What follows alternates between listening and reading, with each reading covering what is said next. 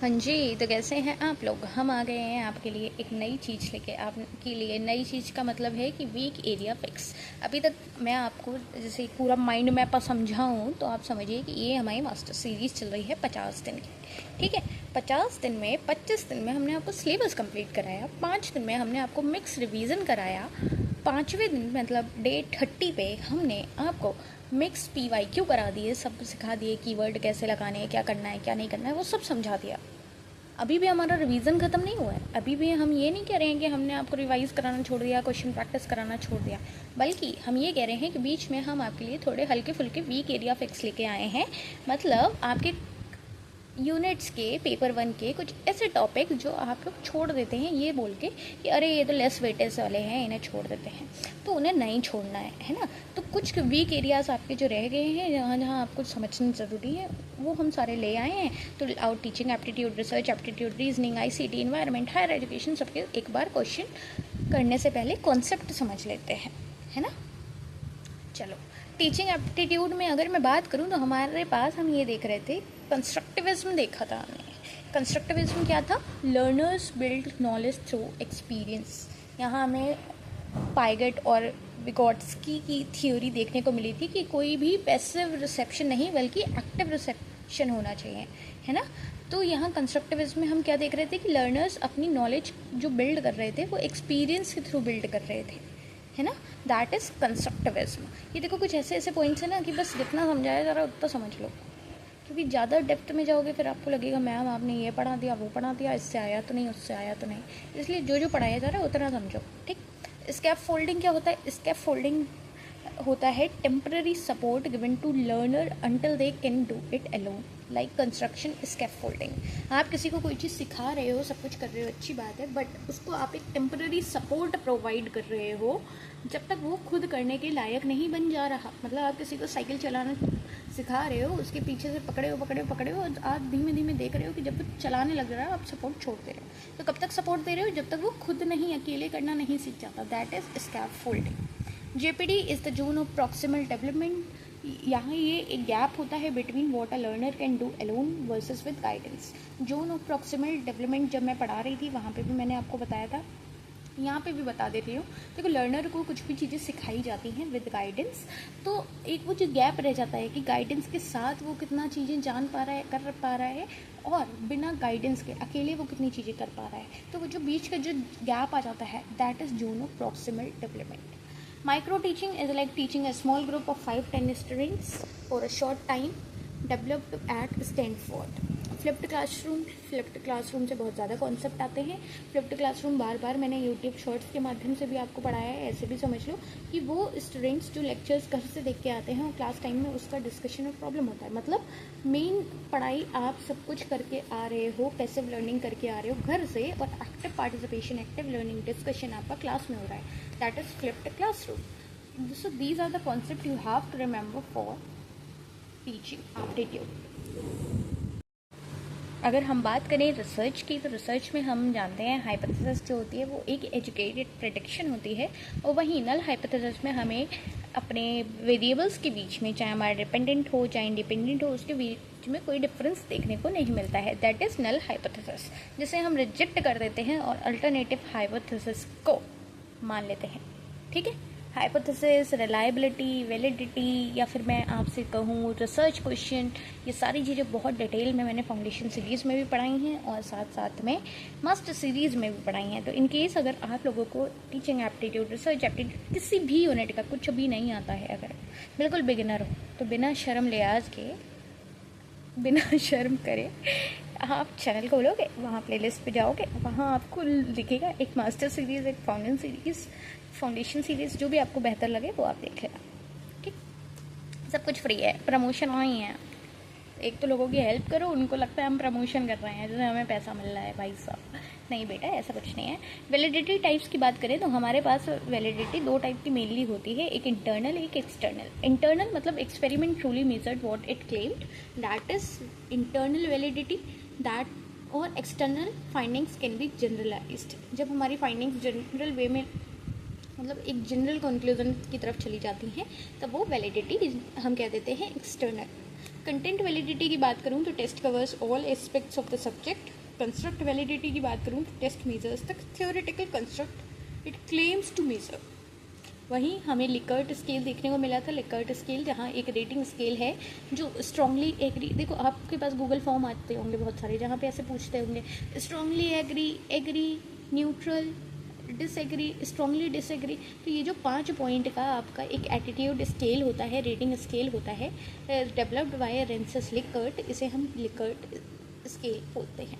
वहीं pilot study क्या होती है, ये small scale test run of the full research to check for problems before the main study, ये हमारी एक पायलट स्टडी कहलाती है।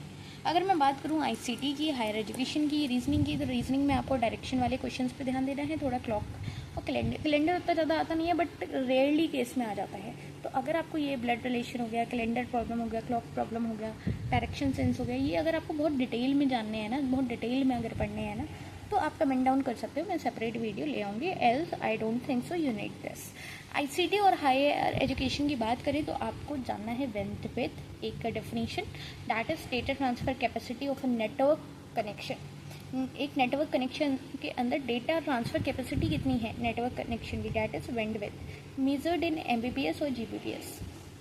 आपके यहाँ कितनी बैंडविड्थ है बताइए जरा। नैक का आपको याद रखना है, ये एक एक्रेडिशन है। एनबीए वहीं पे नेशनल बोर्ड ऑफ एक्रेडिशन है for technical programmes like engineering management. 2 different body हैं, दोनों को एक्रेडिशन समझ के मिला मत देना, ठीक है। यूजीसी नेट क्या है, conducted twice a year for assistant professor JRF eligibility, ये तो आपको मालूम है, ये इसी की तैयारी कर रहे हो, अब इसी को थोड़ी समझाऊंगी।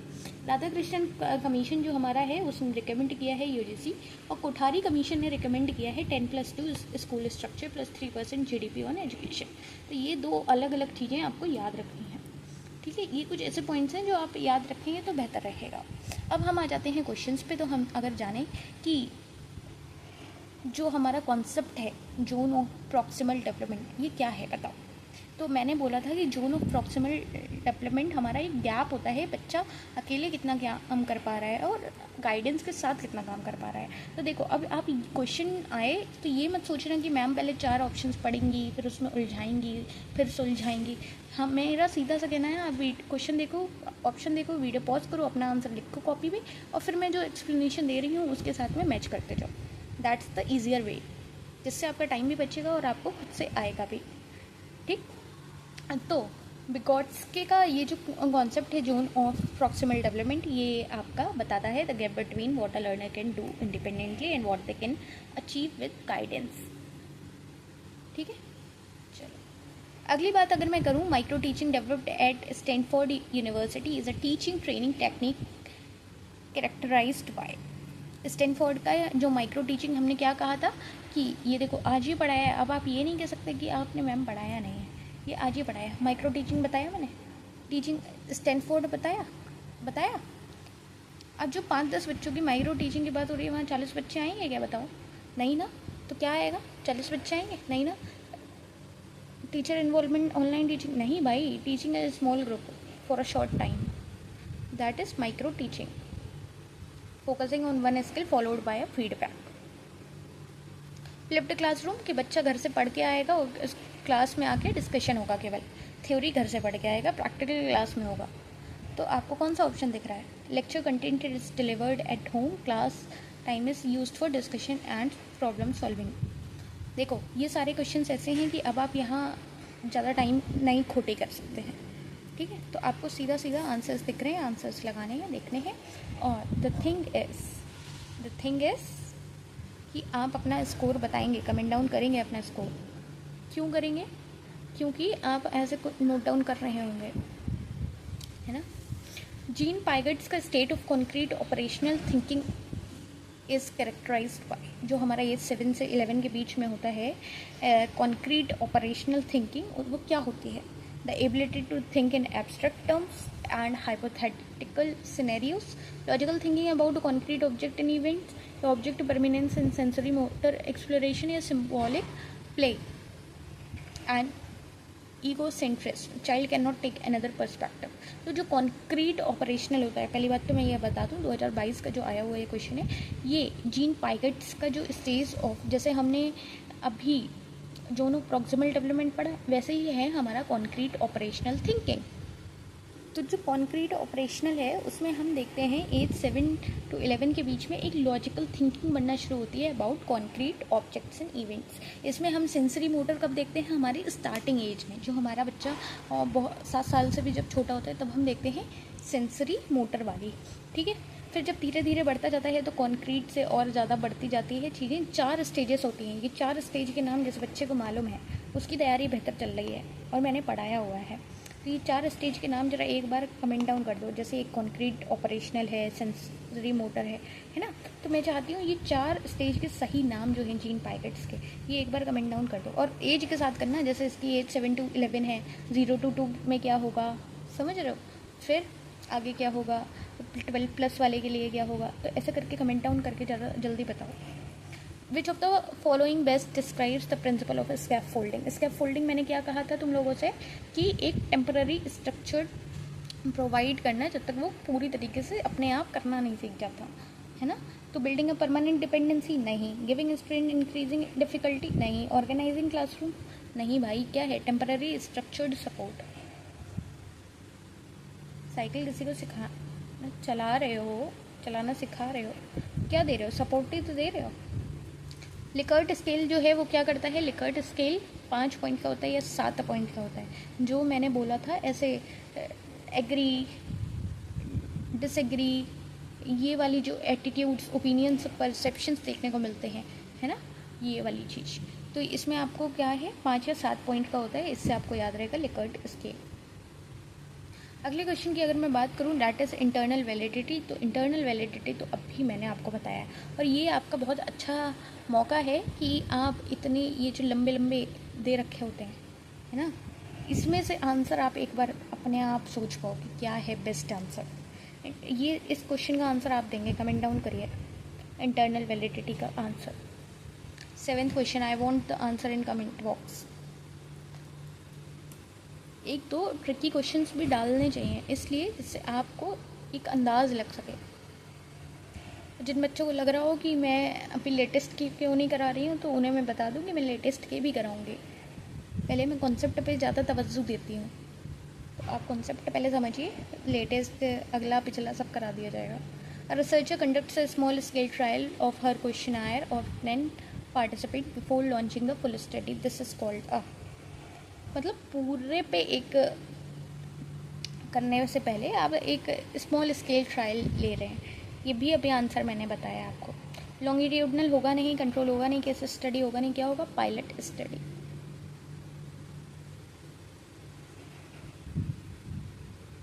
विच of the following best describe content validity. Content validity, ये भी क्वेश्चन अच्छा है, मतलब आंसर तो आपकी आंखों के सामने है आपको अगर दिख रहा हो। But the thing is I want कि ये जो ऐसे लंबे लंबे आंसर MCQ लिख के आते हैं ना, तो इनमें से आप थोड़ा सा एक बार खुद से कोशिश करो कि आप करेक्ट लैंग्वेज पढ़ भी पा रहे हो, नहीं पढ़ पा रहे हो, है ना। इसका आंसर आपको कमेंट डाउन करना है। लॉजिकल रीजनिंग का तो आप ही को बनना है। अगर नहीं आता है कमेंट डाउन कर देना, मैं आपको प्रॉपर हाथ से बना के समझा दूँगी, सब कर दूँगी, बट एक बार आप ट्राई करो। ज़्यादा है, मैं ये PDF मेरे से मांग लेना, मैं टेलीग्राम पे दे दूँगी, आप कर लेना practice. 10th question. 11th question, clock, calendar और ब्लड रिलेशन वगैरह कोडिंग रिकॉर्डिंग नहीं पढ़ी हो तो बता देना मेरे को, मैं ऐसे शॉर्ट में तुम लोगों को एक वीडियो बना के समझा दूँगी। ये क्वेश्चंस तुम लोगों को ट्राई करने हैं, ठीक। ये तो जनरेशन्स का, कौन सी जनरेशन में IC आए थे बताओ, जल्दी बताओ। ट्रांजिस्टर किस में आए थे। देखो, जब मैं तुम लोगों को 25-30 दिन से लगातार पढ़ा रही हूँ तो मेरा इतना हक बनता है कि मैं तुम लोगों से सवालात करूँ, और मैं करूँगी, समझ रहे हो। ICT मैंने पढ़ाया हुआ है। अब मेरे को बताओ first generation, second generation, question जाए बाद में, पहले मुझे ये बताओ कि फर्स्ट जनरेशन में क्या था, सेकंड में क्या था, थर्ड में क्या था, फोर्थ में क्या था। एक एक शब्द के आंसर हैं आपको, अगर वो आए हैं क्वेश्चन कितना भी घूम के आ जाए आपका आंसर आपके साथ रहेगा, समझ रहे हो। चलो इसका सब पूरा कमेंट डाउन करो। देखो एक्टिव पार्टिसिपेशन बहुत ज़रूरी है, आप अपना एक्टिव पार्टिसिपेशन दिखाओगे तो मैं आपकी ज़्यादा हेल्प कर पाऊँगी, है ना। विच of the following correctly describes AI in the context of modern ICT। देख रहे हो 2022 में भी ICT आया है, AI आया है। बताओ। इनके आंसर कमेंट डाउन करने हैं, बातें करने को नहीं बोला है मैंने। एनबीए किस लिए रिस्पॉन्सिबल है बताओ। एनबीए की किस लिए रिस्पॉन्सिबल है और नेक किस लिए रिस्पॉन्सिबल है। आई वॉन्ट कि आप इन क्वेश्चंस के आंसर करें, आप खुद से सवाल पूछें जिस तरह से मैं आपसे पूछ रही हूँ कि एनबीए आपने देखा तो आपके दिमाग में आना चाहिए कि नेक क्या है। समझ रहे हो। हायर एजुकेशन की अगर मैं बात करूँ तो मुझे बताओ कि कौन सा कोठारी कमीशन के लिए आया है। ये आज ही पढ़ाया है, इसमें आप मेरे से बात नहीं कर सकते, आपने पढ़ाया नहीं। कोठारी कमीशन और राधा कृष्णन कमीशन, ये दो कमीशन क्या क्या कह रही हैं बताओ।